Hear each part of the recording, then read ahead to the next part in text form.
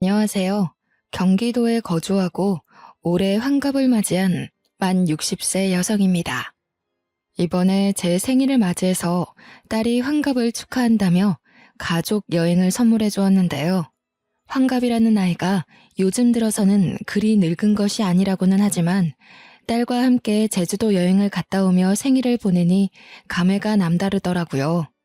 예전에는 잘만 오르던 언덕과 산도 이제는 무릎이 쑤시고 허벅지가 덜덜 떨리는 것이 아, 몸이 많이 늙긴 늙었구나.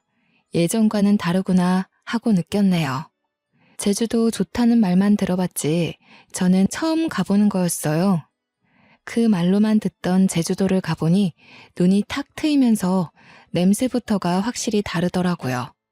한라산에 간신히 올라가서 그 풍경을 내려다보는데 그런 생각이 들더군요. 제가 열심히 살아온 것들이 쫙 펼쳐지면서 자연 앞에서 한없이 겸허해지는 기분이 들었네요. 앞으로는 어떻게 살아가야 할지 마음을 다시 한번 다잡게 되었습니다. 언제 다 커서 결혼까지 하고 엄마한테 효도한답시고 이렇게 환갑 여행까지 선물해 준 건지 우리 딸이 너무 대견스럽더라고요. 사실 딸은 유독 작고 약하게 태어났어요.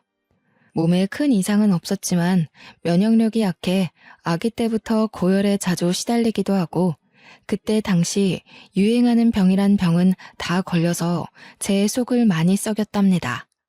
그런 아이가 건강하게 잘 커서 엄마 호강 좀 시켜보겠다고 이리저리 애를 쓰는데 어떻게 기특하지 않을 수 있겠나요? 아이를 키운 부모 입장이라면 다 이해할 거라 생각해요. 사실 우리 딸을 임신했었을 당시에 큰 사고가 있었습니다. 그래서 딸이 유독 약하게 태어난 것에 제 탓이 있지 않을까 하는 생각이 들고는 했죠. 내가 임신 동안 잘 못 먹어서 그런가? 아니면 큰 사고를 당해서 일이 약하게 태어났나? 아이를 낳고도 저는 한동안 자책에 시달렸네요. 의사 선생님 말씀으로는 태어날 때부터 그냥 약하게 태어난 것이라고는 했지만요. 다른 애들 사이에서 유독 작은 저의 딸을 보면 마음이 어찌나 아프던져. 제가 우리 딸을 가졌을 그 당시에 정말 큰 사고가 났었다고 했죠. 그때 저는 제가 임신했다는 사실을 알고 있었어요. 그래서 애아빠와 혼인신고를 하러 가기 전에 제 가족들과 다 같이 병원에 가는 길이었고요. 저는 제가 앞으로 행복만 할 줄 알았는데 하늘도 참 무심하시지. 갑자기 사고가 날 줄은 꿈에도 몰랐네요. 꽤 큰 교통사고였고 나중에 들어보니 음주운전이라고 하더라고요. 저는 아이를 품은 채로 부모님과 애아빠 모두를 잃고야 말았습니다. 일어나 보니 병원이더군요. 제가 깨어났을 당시에 저희 부모님도 애아빠도 모두 다 사망한 상태라서 충격이 컸죠. 너무 많이 힘들었고 받아들이기 힘든 현실이라서 그때의 자세한 기억은 나질 않아요. 이제야 덤덤하게 말할 수 있는 그런 사정으로 딸을 혼자서 낳고 키우게 되었는데 제가 얼마나 힘들었을지 예상 가시나요? 하루아침에 모든 행복이 다 사라진 듯한 기분이었네요. 눈만 감으면 부모님의 미소와 웃음소리가 떠오르고 가만히 귀를 기울이면 애아빠가 저에게 속삭여주는 달콤한 말들이 떠오르는데 막상 눈을 떠 주위를 둘러보면 저만 있을 뿐 아무도 없었습니다. 죽지 못해 먹고 죽지 못해 아이를 낳았죠. 그렇게 태어난 아이는 당연히 또래보다 약하게 태어났네요. 어려서부터 아이가 잘 아프니까 아이도 고생하고 저도 고생을 많이 할 수밖에 없었어요. 안 그래도 저는 배움이 길지도 않았고 가진 기술도 딱히 없었는데요. 자식까지 자주 아픈 미혼모를 취급해주는 직장은 눈 비비고 찾아봐도 없더라고요. 그래서 저는 식당 허드렛일을 겨우 전전하며 간신히 입에 풀칠만 했습니다.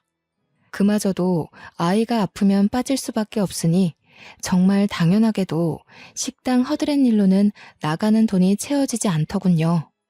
부업을 찾아다니며 인형에 단추를 붙이는 등 여러 일을 하다가 시간이 날 때마다 반찬을 만들어 시장에 내다 파는 식으로 돈을 벌기 시작했어요. 그리 모은 돈은 모으는 족족 철마다 아픈 우리 딸에게 쏟아부었고 밑 빠진 독에 물 붓는 듯한 생활을 이어갔습니다. 시간이 날 때마다 반찬을 만들다 보니 정해진 날짜에 반찬을 만들어 팔 수는 없었지만요. 그래도 그런 생활이 몇 년이 흐르니 저에게도 단골이라는 손님이 생기더라고요. 그중 제일은 한 할머니셨는데 저에게서 반찬을 사가실 때마다 저를 그리 구박하고는 했어요. 도대체 장사를 언제 하는지 말을 해달라며 왜 장사의 기본조차 잘 안 지키냐고 툴툴대던 할머니셨죠. 내가 원래 잘 돌아다니지 않는데 이 반찬 때문에 시장을 매일 둘러봐. 매일 둘러본다고. 도대체 언제 나와서 반찬 갖다 파는 거야? 나에게만 귀띔 좀 해줘. 도대체 반찬 가게는 또 언제 낼 계획이고? 에휴, 좀만 맛없었어도 진작에 안 왔어. 장사의 기본도 안 되어 있는데 맘만 좋아가지고는. 문 열면 꼭 말해줘야 해. 알았지, 세댁? 저는 단골 할머니의 그런 투정을 기분 좋게 받아들이면서 매번 같은 날짜가 아님에도 찾아와 주시는 감사함에 가게를 내게 되면 할머니께 꼭 먼저 말씀드리겠다고 약속했네요. 계절이 바뀔 때마다 혹은 유행하는 병이 바뀔 때마다 아이는 꼭 어디 하나씩은 걸리고 아파서 제가 많이 걱정하고는 했죠. 그런데 그런 아이의 건강도 아이가 나이를 먹을수록 조금씩 나아지더니 아이가 유치원에 갈 나이쯤이 되자 웬만한 아이 못지않게 건강해지고 활발해졌어요.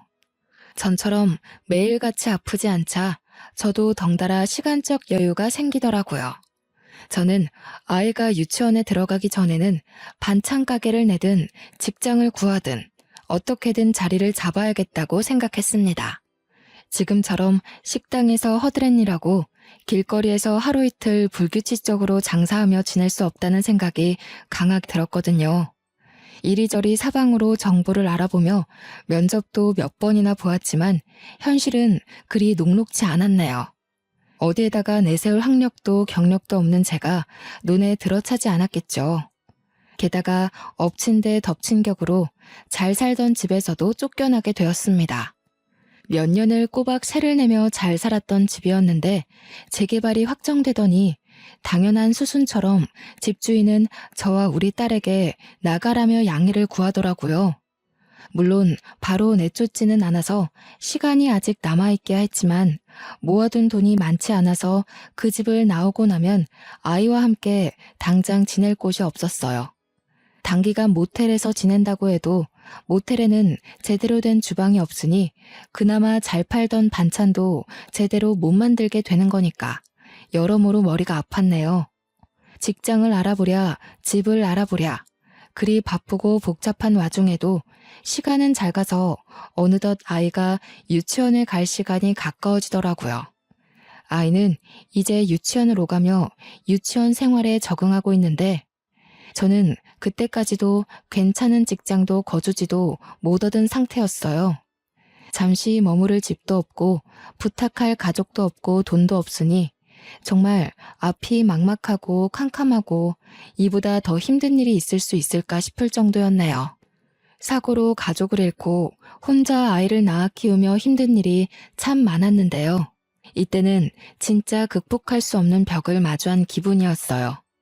어떻게든 먹고 살아야 하고 책임질 아이도 있으니 인생이 안 풀리는 만큼 더 열심히 살려고 발버둥을 쳤습니다. 아이는 일단 유치원에 보내놓고 반찬을 만들어 시장에 갔죠. 반찬을 열심히 팔면서도 현실의 괴로움에서 빠져나오지 못하고 있는데 단골 할머니는 그날도 어김없이 오셨더라고요. 좋아하는 연금 무침을 집으시면서 계산하시더니 늘 그랬듯이 또 언제 오냐고 물어보셨어요. 반찬 가게에 낼 거라면 꼭 얘기하라는 이야기로 마무리를 하시는데 평소처럼 웃으며 넘기려다가 이게 마지막일 수 있다고 말하게 되었네요. 어르신, 매번 찾아주셔서 정말 감사해요. 그런데 저도 자주 오고 싶고 반찬 가게도 내고 싶은데 상황이 여의치가 않네요. 어쩌면 오늘이 마지막일 수도 있겠어요. 머무를 곳은 없고 직장은 번번이 떨어지고 지금까지는 어떻게든 괜찮았는데 이제는 정말 반찬 만들 곳도 없어질 것 같아서요. 그래도 그간 감사했어요. 에? 무슨 일인데 그리 심각하게 못 온다 말을 해. 자주 말해봐. 내가 도울 수 있으면 도와주고 싶어서 그래. 오랜만에 입에 맞는 반찬 가게를 찾았다 했더니 이게 웬일이다냐? 제가요, 지금 세를 내고 살고 있는데요. 그 집이 재개발된다고 해서요. 곧 나가야 하는데 아이를 홀로 키우기도 하고 아이가 자주 아팠어서 돈을 못 모아놨어요. 그래서 갈 곳도 없고 돈도 없고 직장을 구해도 저 같은 사람을 뽑아주지는 않더라고요. 어쩌겠어요. 일단 모텔이라도 들어가 묵어야 하는데 그러면 반찬을 못 만들 것 같아요. 단골 할머니는 제 말을 유심히 듣고는 저보고 해결해 줄 수 있다고 당당히 소리치고는 오늘 장사 접고 그대로 본인만 따라오라고 말씀하시더라고요. 제가 그 말에 당황해서 예? 하고 되묻기만 하자 남은 반찬은 본인이 다 살 테니 걱정하지 말고 따라오라면서 제 손을 잡고 어디론가 향하셨어요. 어찌저찌 단골 할머니께 끌려가 도착한 곳은 시장에서 얼마 벗어나지 않은 4층짜리 동네 건물 앞이었는데요. 1층에는 작은 동네 슈퍼마켓이 있고 그 위로는 간판이 붙어있지 않은 걸로 보아 사람들이 사는 집으로 보였어요.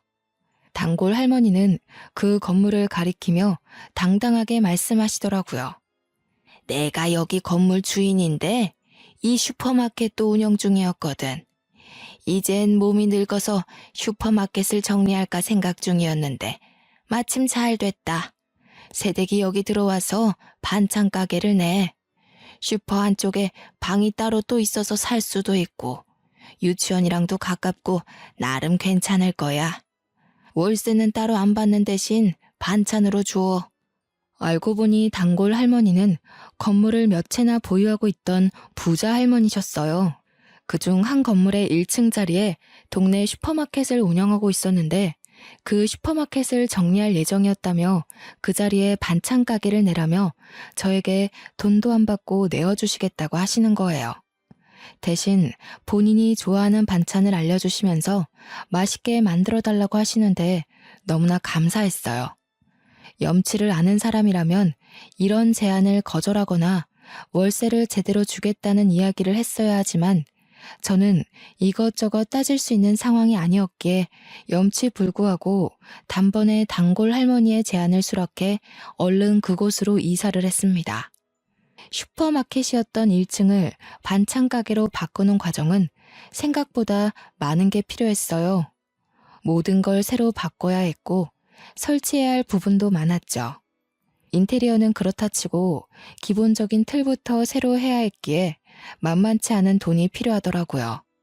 제가 모아둔 돈을 거의 다 쏟아붓고도 모자라 단골 할머니께서 도와주신 후에야 반찬 가게로의 탈바꿈이 가능했었네요. 심지어 단골 할머니는 슈퍼 안쪽에 있던 방을 개조해 저와 제 딸이 같이 살 수 있는 공간으로 만들어주셨어요. 그렇게 단골 할머니가 하시던 동네 슈퍼마켓은 저의 반찬 가게가 되었고 반찬 가게에 딸린 방은 저와 딸의 집이 되었습니다. 할머니는 반찬 가게 건물의 3층에서 살고 계셨는데요. 저는 너무나 감사한 마음에 할머니가 좋아하시는 반찬을 늘 정성껏 요리하고 매번 집으로 갖다 드리며 할머니와 저와 딸이 모두 함께하는 식사를 자주 하고는 했어요. 할머니는 그만하고 너도 좀 쉬라며 저를 말리시기도 했지만 하루 세 끼 모두 같이 못 먹더라도 한 끼는 같이 먹을 수 있게 노력했고 그렇게 우리 셋은 점차 가까워져만 갔네요. 반찬을 챙기다 밥을 챙기게 되었고 밥을 챙기자 식사를 꾸준히 잘하시는지 확인하게 되었고 식사를 확인하자 어느새 생신도 챙기고 명절도 챙기고 할머니의 건강도 챙기게 되더라고요. 단골 할머니도 처음에야 그만 좀 하라며 저를 타박하듯이 말씀하셨지만 단골 할머니께 익숙해진 저는 그게 단골 할머니만의 애정 표현이라는 것을 눈치 못 챌 리 없었네요. 그리 아니라고 말씀하셨지만 단골 할머니는 많이 외로우셨나 봐요. 그리고 딸을 혼자 키우고 있던 저도 많이 외로웠나 봅니다. 피가 이어지지는 않았지만 매일 얼굴을 마주보며 밥을 먹으니 가족 같더라고요. 저는 언제부턴가 단골 할머니를 어머님이라 불렀고 제 딸은 단골 할머니를 할머니라고 부르게 시작했어요. 어머님은 그런 우리를 보며 싫지 않으신지 아주 그냥 자식 다 됐구만 하고 말씀하시며 아주 가끔 딸과 손녀라고 불러주셨습니다. 저의 반찬 가게는 처음부터 잘 되지는 않았지만요. 시간이 흐르면 흐를수록 단골이 생겨났고 천천히 발전되어 갔어요. 나름 그곳에 자리를 잡게 된 것이죠. 제가 딸을 처음 유치원 보내면서 결심한 것이 어디로든 나와 딸을 위해 자리를 잡는 거였는데요. 그때 당시에는 결코 이뤄질 수 없다고 생각했던 게 조금씩 이루어져 딸이 어느새 커서 초등학교를 졸업할 나이가 될 때쯤에는 저 스스로도 내가 이 동네에 자리를 잡았구나 싶었습니다. 저는 아직도 저의 손을 잡아 끌고 가서 저에게 건물을 소개해 주시던 어머님의 또랑또랑한 목소리와 모습이 눈에 아른거리는데요. 그리 정정하시던 어머님은 어느새 많이 늙어 잘 걷지도 못하시고 기침을 자주 하시더라고요. 저는 그런 어머님을 최대한 정성스럽게 보살피고 있었죠. 요즘 따라 어머님이 늙으신 티가 더 나는 것 같아 건강에 좋다는 것은 모두 해서 먹였어요. 다행히 어머님도 제가 만든 요리들이라면 편식 없이 잘 드시곤 했네요. 그날도 똑같았어요. 그날도 늦은 저녁까지 가게 문을 열고서는 저는 어머님께 바로 갖다 드릴 생각으로 보양식과 기침에 좋은 생강차를 만들고 있었어요. 재료 선택부터 손질, 조리 등등 하나부터 열까지 오로지 저의 정성이 다 들어간 요리라서 제가 반찬 가게에서 파는 반찬들보다 더 정성을 쏟게 되더라고요. 땀을 뻘뻘 흘려가면서 만들다 보니 어느새 마감 시간은 훌쩍 지났고 너무 늦어지는 것 같기도 하고 이제 생강차도 마무리만 하면 돼서 가게 문을 닫으려 밖으로 나갈 때였네요. 간판 불을 끄고 주변을 정리하고 있으니 깡마르고 어린 학생으로 보이는 어떤 여자가 저에게 말을 걸더군요. 저기요, 혹시 이 반찬 가게 오늘 영업 끝났나요? 오늘 꼭 사고 싶은 반찬이 있는데 괜찮으시다면 잠시 열어주실 수는 없으신가요? 그 여자분이 저에게 굉장히 미안해 보이는 모습으로 손끝을 매만지며 말을 하는데 어쩔 수가 없더라고요.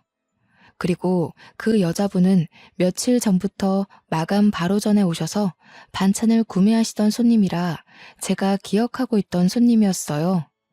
마침 떨이 반찬도 몇 개 남아 있었고 생강차도 완벽히 마무리된 상태는 아니라 제가 생강차를 다 마무리할 때까지 둘러보시라고 하고 저는 생강차에 신경을 기울였네요.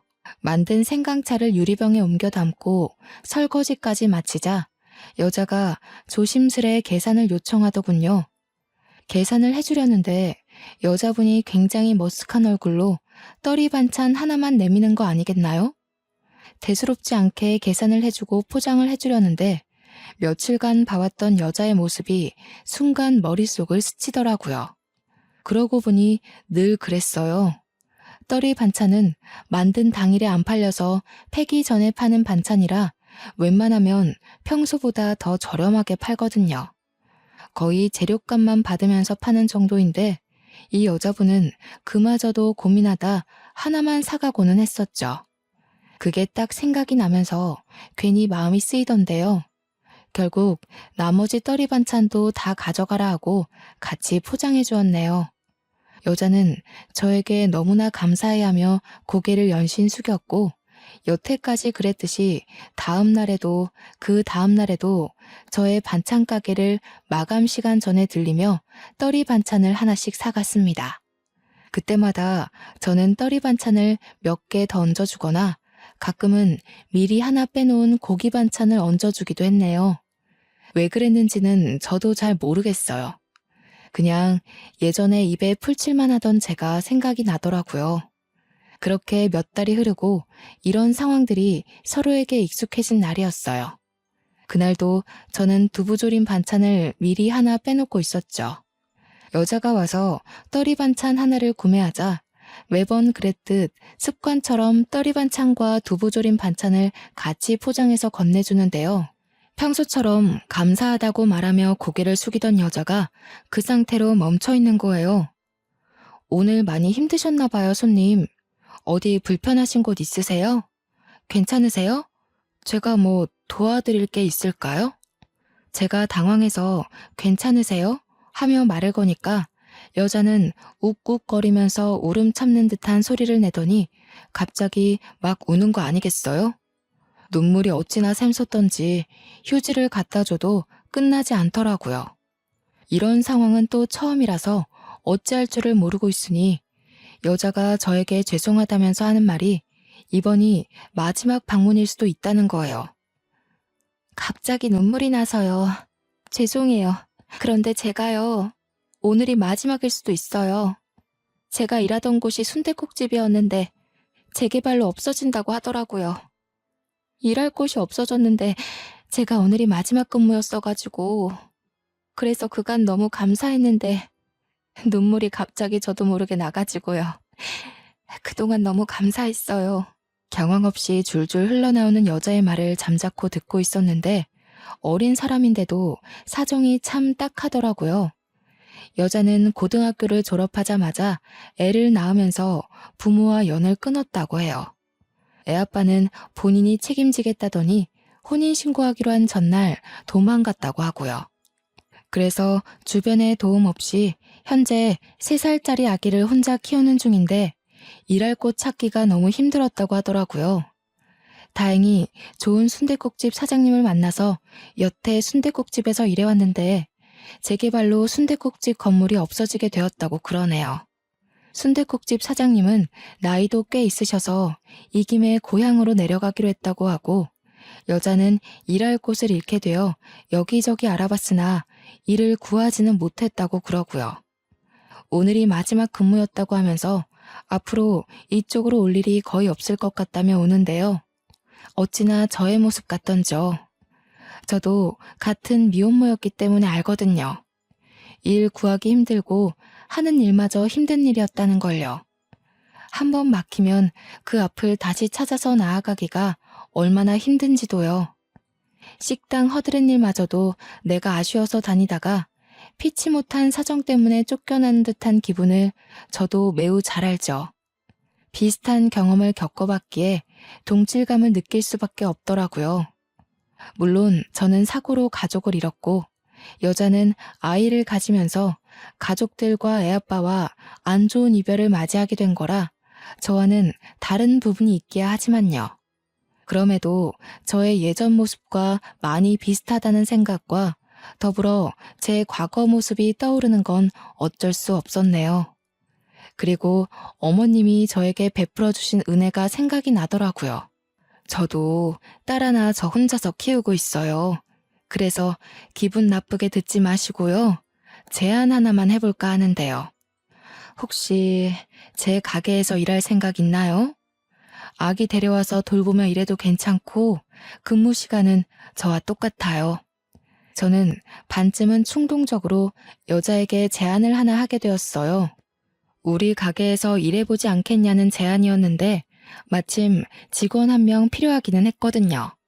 장사가 점점 잘 되기도 하고 저의 평생 은인이신 어머님의 몸이 점점 안 좋아지는 게 느껴지기 때문이었어요. 당연히 너무 감사하죠. 제가 지금 사양하거나 할 처지가 아니라서요. 스스로 염치 없지만 감사하게 받아들일게요. 정말 감사합니다. 여자는 아니나 다를까 그때의 저처럼 감사하다면서 열심히 일하겠다고 하더라고요. 어머님이 나에게 그랬던 것처럼 나와 비슷한 처지의 사람을 도우니 어머님께 뭐라도 보답을 한 기분이었어요. 저도 동정이든 뭐든 물불 가리지 않고 주어지는 기회를 잡았어야 했죠. 여자는 바로 다음 날부터 부지런하게 나오기 시작했어요. 여자 출근할 때 늘 아기를 데리고 왔는데 아기는 반찬 가게에 딸린 저의 집에 두고서 저와 여자 둘이서 번갈아가며 신경을 써주기도 하고 둘 다 일해야 하는 바쁜 시간이면 가게에 두고는 바로 옆에서 지켜보며 일을 하기도 했죠.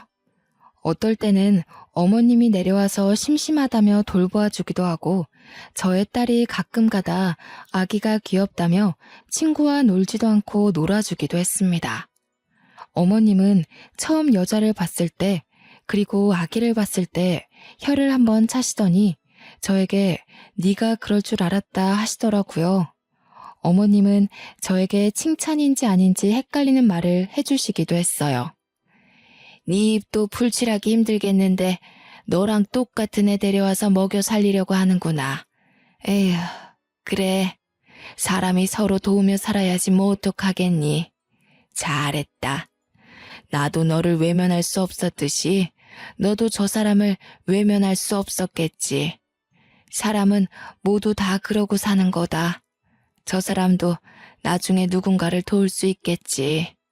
어머님이 저를 도와 새 인생을 살게 해주셨듯이 저도 여자를 도와서 여자가 새 인생을 살 수 있게 해줄 수가 있을까요? 돕기야 했지만 어머님이 저에게 베푸셨던 그 은혜만큼인지 확신이 들지는 않았네요. 여자는 일을 야무지게 잘하더라고요. 무엇이든 먼저 나서서 배우려고 노력하고 제가 특히나 신경 쓰는 재료의 신선도나 청결에 관한 부분에도 귀신같이 알아채고 신경 쓰기도 하고요. 한 번 알려준 것은 다시 안 알려줘도 될 정도로 습득 또한 빨랐습니다.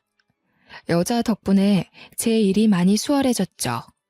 예전처럼 가게를 밤늦게까지 열어가며 어머님 드릴 요리를 하지 않아도 됐어요. 여자가 가게 일할 동안 저는 어머님을 위한 요리를 하기도 하고 어머님과 같이 병원에 가서 약을 타오는 등 시간을 알차게 쓸 수 있었기 때문이에요. 좋은 점은 수없이 많았지만 나쁜 점이 없지는 않았어요. 충동적으로 뽑은 만큼 처음에는 저도 여자에 대해서 잘 모르는 부분도 많고 서로 안 맞는 부분이 있었거든요. 그렇지만 우리는 서로를 배려해가며 맞춰갔습니다. 아기가 아플 때면 저는 여자에게 얼른 퇴근하고 병원에 가보라며 등 떠밀기도 했고 어머님이 아프시면 여자가 저에게 어머님을 돌봐드리라며 등 떠밀기도 했어요. 서로가 비슷한 사정이니 금세 친해지게 되더라고요. 어머님과 저, 그리고 우리 딸까지 셋이서 먹던 저녁은 여자와 아기를 포함해 5이서 먹게 되었고요. 처음엔 어색해하던 어머님도 싹싹한 여자의 태도에 적응을 빠르게 하셨어요. 저 혼자 요리하고 설거지하던 것도 여자와 둘이서 나눠서 하니 착착 진행되고 얼마나 수월하게 끝나던져.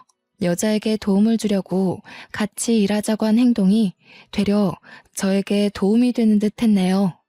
피가 이어진 가족은 아니지만 끈끈한 인연이 닿았다는 생각이 들었어요. 마치 어머님과 저 그리고 여자는 엄마와 자매 같다는 또한 잠시나마 했습니다. 어머님도 북적북적한 분위기가 싫지 않아 보였어요. 오히려 어린 아기까지 있으니 힘이 더 넘치시는 듯 보이기도 하셨네요. 그런 상황에서 여자가 저를 잘 따라줘서 얼마나 고맙던지요. 그렇게 1년이 지났을까요? 잘 모르는 남에게 도움이 되려 했던 저는 오히려 행운이 굴러들어온 것 같았네요. 시간이 지날수록 친해져서 제 딸은 여자를 이모라고 부르며 좋아하게 되었고 아기는 제 딸을 누나라고 부르는 사이가 되었어요. 단골 할머니인 할머님은 아기와 내 딸의 할머니가 되어주셨고 저와 여자, 어머님은 어느새 가족이 된 듯 싶었습니다. 그렇게 아무런 반전 없이 행복하기만 했다면 얼마나 좋았을까요? 예전에도 제 인생에 행복이라는 게 찾아온 듯 하다가 결국 한순간의 사고로 가족을 모두 잃었단 말이에요. 이번에도 저는 막연한 행복을 꿈꾸고 있다가 찬물을 거하게 맞아버렸습니다. 그날은 어머님의 생신이셨어요. 원래는 저녁을 대부분 다 같이 먹었는데요. 그날은 가게 문을 일찍 닫고서는 다 같이 점심부터 맛있는 밥을 먹으려고 했어요. 몇 안 되는 기쁜 날이고 어머님 건강도 날이면 날마다 안 좋아지시니 저는 그 하루를 정말 좋게 보내고 싶었습니다. 미래의 오늘을 떠올리면 정말 행복하게 식사했었지, 어머님께 좋은 추억 선물해드렸었지 자신할 수 있게끔 말이에요. 안 그래도 어머님은 감기로 골골대시던 터라 몸에 좋다는 반찬은 다 만들었던 것 같아요. 어머님이 워낙 좋아하시던 연근무침은 물론 속 편하게 드실 수 있는 전복죽도 만들고 생신이시니까 미역국도 만들고 조기도 실한 놈으로 구에다가 구웠죠. 미리 준비해 놓은 생크림 케이크에 초를 꽂고 부르쳐서 생일 축하 노래도 불러드렸습니다. 뭐 이런 걸 쓰냐며 고깔모자를 흉보시던 어머님은 결국 고깔모자를 쓰고 박수를 치면서 우리들의 생신 축하 노래를 즐기시더라고요. 그리 거대하지 않고 소박한 잔치였지만 우리는 모두 행복하게 웃었던 기억이 나요. 어머님은 케이크도 조금 먹기도 하고 제가 만든 전복죽과 미역국을 몇 술 뜨시다가 잠이 온다며 누워 낮잠을 주무셨어요. 그리고는 그대로 다시 깨어나시지 않은 채 눈을 감으셨습니다. 처음에는 정말 믿을 수가 없더라고요. 어머님은 그냥 편안하게 침대에 누워서 눈을 감고 계셔서요. 딱 보았을 때도 낮잠을 자시는 것처럼 보였거든요. 어머님이 잘 주무시는 걸 계속 확인하면서 방을 왔다 갔다 오가고는 했는데 도대체 언제 돌아가신 건지 짐작을 할 수도 없었네요. 그저 저는 저녁 먹을 때가 되어서도 일어나시지 않아서 어머님을 깨우러 들어갔던 것뿐이었는데 그게 어머님과의 마지막이었을 줄 정말 누가 알았겠어요. 정말 행복하게만 보내고 싶던 좋은 날에 좋게 가셨으니 이 정도면 잘 가신 거야 싶다가도 눈물을 줄줄 흘리며 돌아가신 게 아니라며 부정하게 되더라고요. 가족을 잃고 다시 만나게 된 가족이었는데 허무하게 잃어버린 것 같았죠. 멍하니 어머님의 장례식을 치르는데요. 어머님이 아프셔도 코빼기도 보이지 않던 어머님의 아들이란 사람이 찾아오더라고요. 그러면서 아주 당당히 상주 자리를 차지하던데 저는 그 앞에서 말 한마디 할 수가 없었어요. 혈연으로도 서류상으로도 어머님의 가족은 바로 그 사람이었으니까요. 어머님의 다른 가족들도 많이 왔는데 저는 너무 허탈하고 화가 나더군요. 어머님이 살아계실 때나 잘할 것이지 죽고 나서야 저렇게 많이 오면 뭐합니까? 누가 봐도 얻어먹을 것이 있어서 온 게 아주 뻔했죠. 심지어 장례식이 제대로 끝나기도 전에 벌써부터 유산 문제로 자기들끼리 소리치며 싸우기까지 하더라고요. 네가 여기 어디라고 찾아오길 찾아와. 당신 줄 거 하나도 없어. 당장 저리 가지 못해? 우리 엄마 재산 탐나서 여기까지 찾아온 것 같은데 제발 상관 말고 감히 넘보지 말고 여기에서 나가. 알겠어?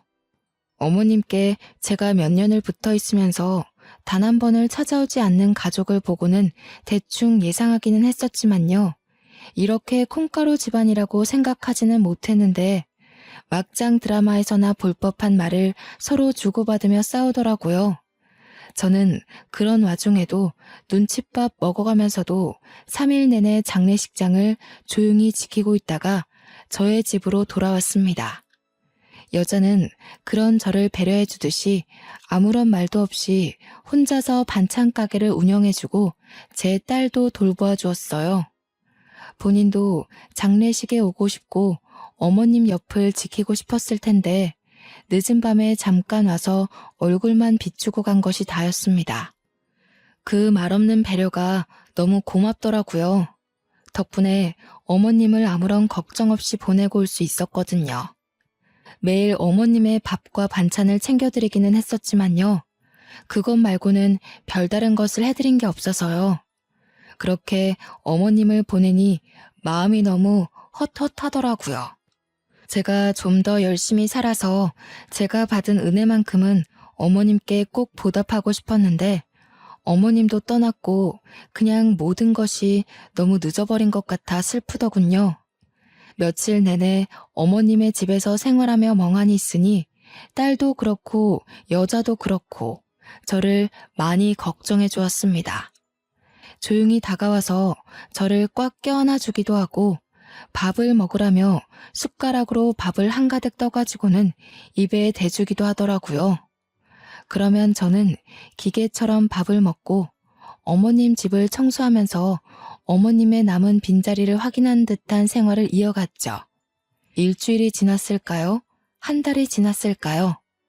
달력조차 보지 않고 흘려보낸 시간이 많아 가늠조차 할 수 없더군요. 어머님의 집에서 냉장고 정리를 하다가 제가 드렸던 연금 무침을 보는데요. 어느새 곰팡이가 쓸어 있더라고요. 어머님은 제가 만든 연금 무침을 워낙에 좋아하셔서 한 번도 남기신 적이 없었는데 떠나신 어머님의 냉장고 속 연금 무침에는 하얀 곰팡이가 여러 군데 피어 있었어요. 그게 정말 뭐라고 눈물이 마구 나던지 그대로 주저앉아서 펑펑 울었습니다. 참았던 감정을 다 쓰고 나면 후련하다고 하잖아요. 저도 참았던 눈물을 다 쏟고 나니 후련하더라고요.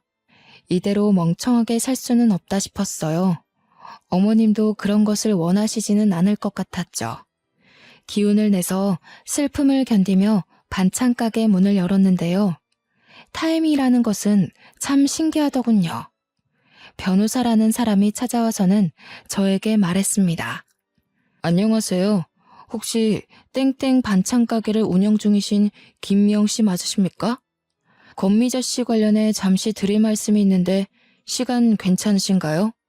어머님 이름까지 거론이 되는데 자리를 어찌 피할 수가 있겠나요? 당연히 시간 괜찮다면서 가게에 딸린 저의 집에 들어가 잠시 이야기를 나눴죠. 그 변호사님이 어려운 법률 용어를 써가면서 말씀하시다가 제가 잘 못 알아들으니까 굉장히 쉽게 풀어서 설명해 주시더라고요. 그러니까 어머님은 사망하시기 전에 유서를 작성하셨다고 해요. 어머님은 본인이 아프실 때마다 아프다고 자식들에게 연락을 하시고는 했는데요. 자식들은 그런 어머님의 연락을 받지도 않고 한 번을 찾아오지도 않았어요. 어머님은 그런 자식들에게 많이 서운해하시고 또 많이 괘씸해하셨나 봐요. 변호사님의 말씀으로는 내가 죽을 땐 죽더라도 이대로 다 주면서 죽을 수는 없다고 하셨었대요. 아무튼 어머님의 유서에 작성된 바를 따르면 어머님이 저에게 반찬 가게 건물을 물려준다는 것이 명시되어 있다고 말씀하시는 거예요. 그러면서 반찬 가게가 있는 이 건물이 나의 것이라며 무슨 서류를 주시고는 서명을 받아가셨습니다. 자세히는 모르겠지만 서류상의 모든 절차가 순조롭게 끝이 날 예정이니 걱정하지 말라고 말해주시더라고요. 어안이 벙벙해서 변호사님께 질문을 여러 가지 했었는데 자세한 확답은 없었지만 저에게 주신 건물을 제외하고는 모든 재산을 처분하고 사회에 기부하는 듯 했습니다. 정말 믿을 수가 없지 않나요? 그때의 제 기분은 정말 아무것도 믿을 수가 없었어요. 어머님이 돌아가신 것도 믿을 수가 없는데 무슨 변호사의 건물에 사기 아닌가 싶었네요. 그리고 몇 년을 가족처럼 지냈다고는 하지만 정말 피가 이어진 가족도 아니었잖아요. 제가 어머님께 은혜를 받으면 받았지 이렇게 큰 재산을 물려받을 정도로 무언가를 해드린 적이 없다고 생각도 들었고요. 그런데 이렇게 돌아가시면서도 저에게 하나를 더 지어주고 가시니 그럼 나는 무얼 해야 보답할 수 있지? 생각이 많아질 수밖에 없더라고요.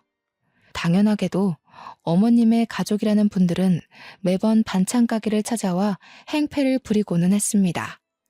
다 늙은 노인네 어떻게 꼬셔서 재산을 가로챘냐느니 어쩐지 장례식에 3일 내내 붙어있더니 이런 속셈이 있었냐느니 험한 말을 여럿 뱉어내더라고요. 저는 변호사님이 주고 가신 명함 전화번호로 연락을 취하며 장례식에서 못 뱉던 말을 그제야 한마디 당당히 내뱉을 수 있었네요. 너네들이 자식이긴 자식이야? 어머님이 아프시다고 전화를 걸어도 받지도 않고 무시만 하더니 돌아가시고 나서야 찾아와서는 재산 내놓으라고 큰 소리만 치고 정말 너네가 어머님 자식 맞아? 난 어머님과 피는 이어지지 않았지만 그래도 내가 입은 은혜만큼은 갚으려고 애를 쓰며 살았어. 이건 어머님의 결정이야. 누구도 뭐라 못해. 어머님의 자식들에게 말을 내뱉으면서도 마음이 좋지는 않더라고요.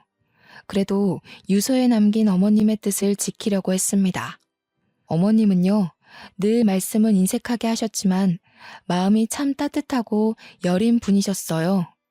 저에게 반찬 가게 자리를 물려주셨던 어머님은 제 아이를 친손주 마냥 예뻐해 주시면서 간식 하나든 장난감 하나든 뭐 하나라도 더 쥐어주시려고 하셨죠.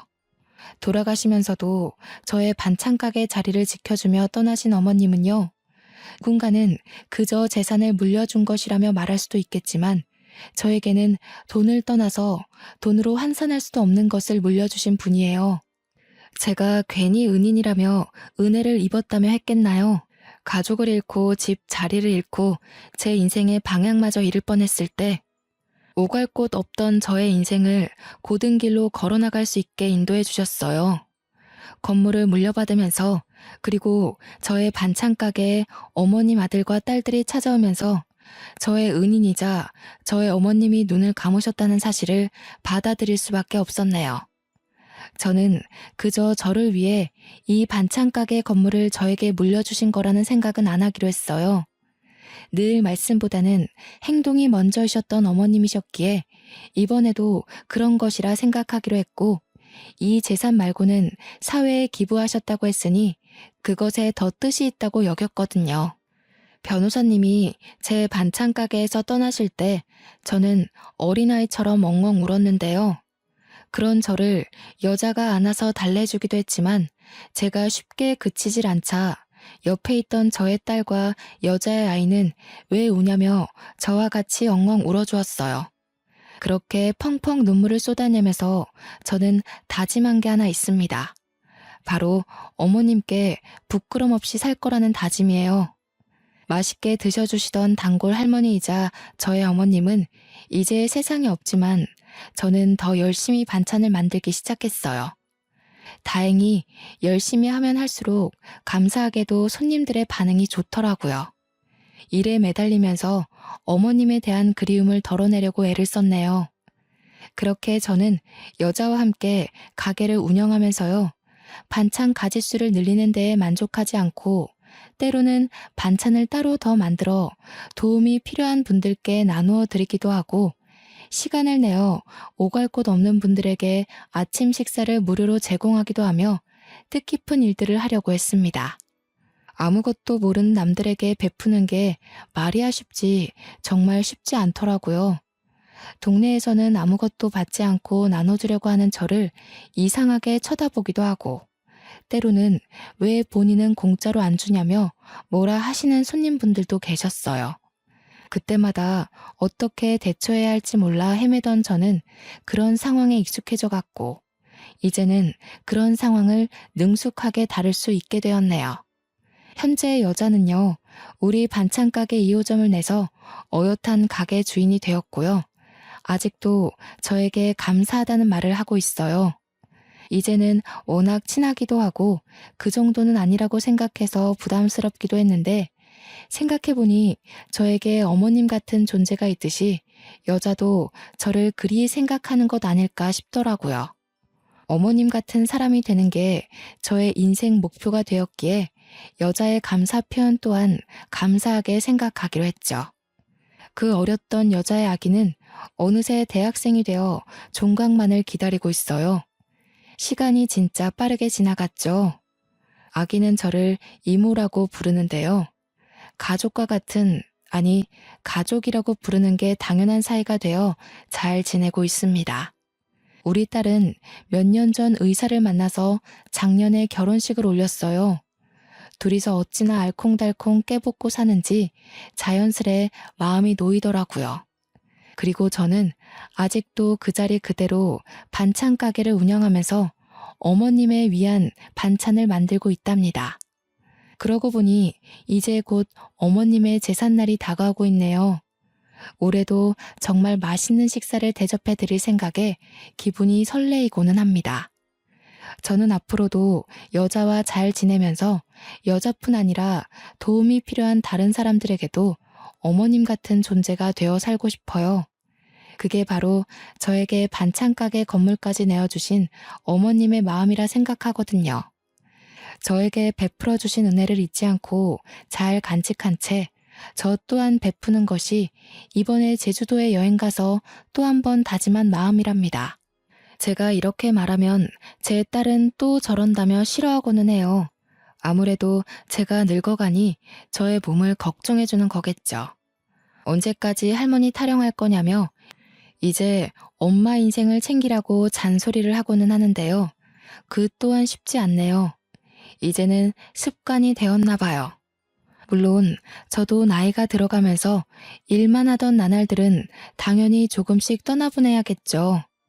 그렇지만 저의 몸이 허락하는 한 반찬을 만들고 밥을 지으며 살고 싶어요. 밥은 못 차려주더라도 따뜻한 반찬 한 가지쯤은 거뜬히 내어줄 수 있는 그런 사람으로 남고 싶네요. 제 이야기 꽤 길었던 것 같은데 재미있으셨나요? 여러분들은 어떤 사람으로 남고 싶으신가요? 서로를 도우며 살아가는 따뜻한 사회를 꿈꾸며 저는 이만 글을 마치겠습니다. 제 사연 들어주셔서 감사하고 우리 꼭 같이 행복해져요. 감사합니다.